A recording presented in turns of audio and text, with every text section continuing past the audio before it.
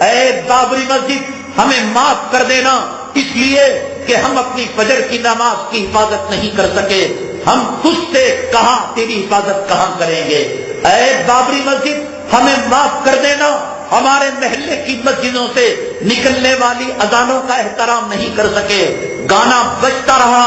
Cinema چلتا رہا، match ہوتی رہی، ناچ گانا ہوتا رہا۔ بابری مسجد ہم تجھ سے اذان کے امیدوار کب بنیں گے؟ ہم اپنی مسجدوں کی اذان کی حفاظت نہ کر سکے، اپنی مسجدوں کی مصلے کی حفاظت نہ کر سکے، ممبر کی حفاظت نہ کر سکے، محراب کی حفاظت نہ کر سکے، ہم نے اپنی مسجدوں کو اپنے ہاتھوں سے ڈھایا،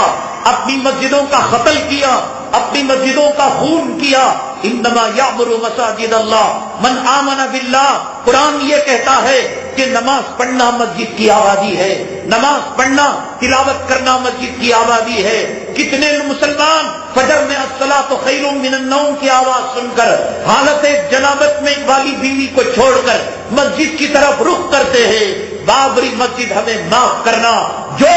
اب مسلمان اپنے محلے کی فجر کی 2 رکعت سے صبح کو مسجد کو آباد نہ کر سکا، وہ ایودھیا کی طرف آئے گا، وہ فیض آباد کی طرف آئے گا، وہ ایودھیا کی طرف آئے گا، وہ ممبر و محراب سے نجاست کی چیزوں کو ہٹائے گا، وہ وہاں کے ممبروں سے، وہاں کے میناروں سے اذان کی گونج لگوائے گا۔ بابری مسجد ذرا انتظار کرنا،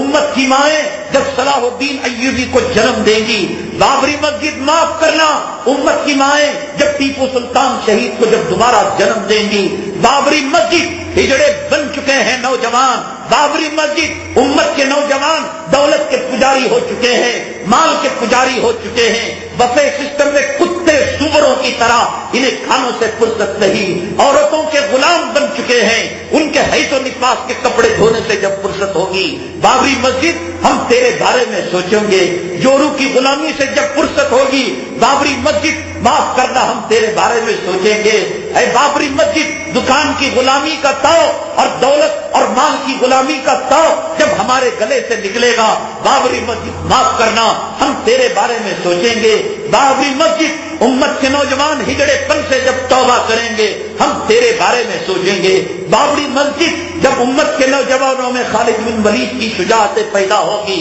ہم تیرے بارے میں سوچیں گے، تب تک ہمیں معاف کرنا۔ بابری مسجد ہمیں محمد بن قاسم اور محمود غزنوی کے استاد اوصاف والے نوجوان جب تک ہماری مائیں اپنے کوکھ سے جنم نہیں دے گی، تب تک ہمیں معاف کرنا۔ تو خدا کی عدالت میں کھڑی ہوئی ہے، ہمیں معلوم ہے کہ تو اپنے خون کے آنسو رو رہی ہے، تو ماتم کر رہی ہے۔ ہمارے گھر میں کتا پیشاب کر دے، ہمارے گھر میں سور پاخانہ کر دے، ہمارے گھر میں جانور گندگی کر دے، ہم اپنے گھر کو پاک کرنے کی کوشش کرتے ہیں۔ بابری مسجد پاک کرنا کہ شرک کی نجاست سے تو آلود ہو چکی ہے، کفر کی گندگی سے تو آلود ہو چکی ہے۔ تو خدا سے دعا کرنا ہمارے ہاتھوں میں وہ طاقت دے، ہمارے ہاتھوں میں وہ قوت دے جو خالد بن ولید کی طاقت، جو عمر بن الخطاب کی طاقت، جو حضرت ٹیپو سلطان کی طاقت، حضرت محمود غزنوی کی طاقت، حضرت محمد بن قاسم کی شجاعت کے جذبے ہمارے نوجوانوں کے اندر آ جائے۔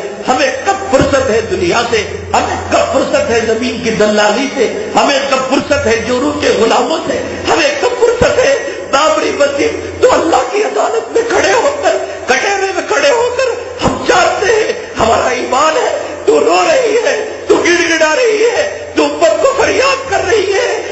کوئی جو مجھے نجاست سے پاک کرے، ہے کوئی جو مجھے گندگی سے پاک کرے۔ تو قرآن کی آیت پڑھ رہی ہے، انما المشرکون نجس فلا یقربوا المسجد الحرام بعد عامهم ھذا، کہ مشرک ناپاک ہوتا ہے، آج کے بعد وہ پاک جگہ کے اندر نہ آئے۔ بابری مسجد ہمیں پتا ہے کہ تو فریاد کر رہی ہے، انتہینا بیتیا للطائفین والعاکفین والرکع السجود، کہ ابراہیم اور اسماعیل علیہ السلام نے کعبے کو جب تعمیر کیا یہ دعا کی تھی، اور اللہ تعالیٰ نے ان سے کہا تھا کہ ان کو تم پاک رکھنا، صاف رکھنا، اے مولا ہمیں معاف کر دینا۔ ہم جورو کے پیچھے پڑ گئے، ہم دولت کے پیچھے پڑ گئے، ہم روپیوں کے پیچھے پڑ گئے، ہم پیسوں کے پیچھے پڑ گئے، ہم سلطنت کے پیچھے پڑ گئے، ہم سیاسی کتوں کی ہڈیوں کے پیچھے پڑ گئے۔ ہمیں دنیا عزیز ہے، ہمیں جوڑوں کا حفظ و حفاظ عزیز ہے، ہمیں بچوں کے حقیق اور بچوں کا پیشاب پاخانہ عزیز ہے۔ وہ بابری مسجد کے میناروں کا رونا،